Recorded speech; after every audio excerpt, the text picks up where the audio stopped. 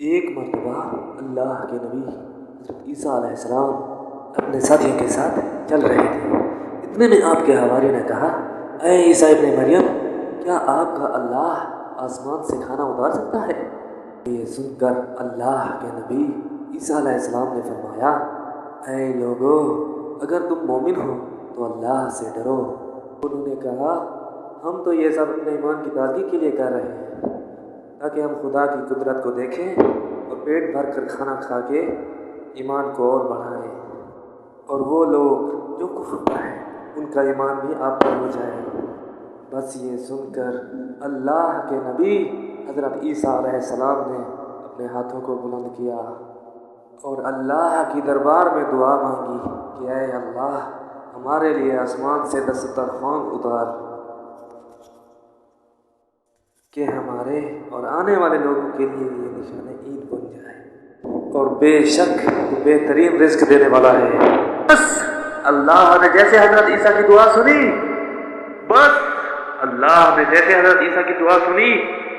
تو فرمانے لگے، اے عیسیٰ، لیکن اس دسترخوان کے اترنے کے بعد اگر ان لوگوں نے اس کی خیانت کی تو ان لوگوں پر وہ عذاب نازل ہوگا جو آنے والے نسلوں کے لیے مثال بن جائے گا۔ تمہارے پروردگار نے تمہاری دعا قبول کر دی۔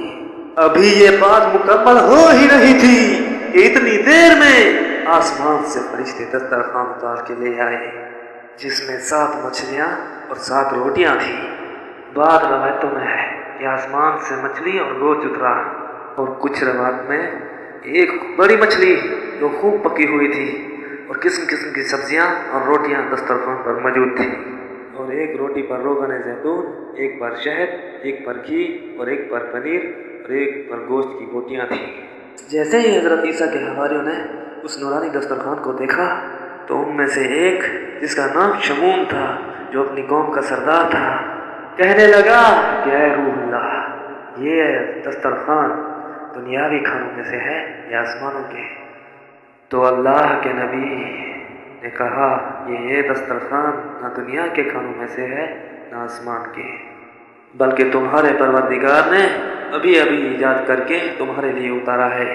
تو آپ فرمانے لگے، خوب پیٹ بھر کر کھا اور اس میں خیانت نہ کرنا، نہ ہی کل کے لیے ذخیرہ کرنا، ورنہ اللہ کا عذاب تم پر آ پہنچے گا۔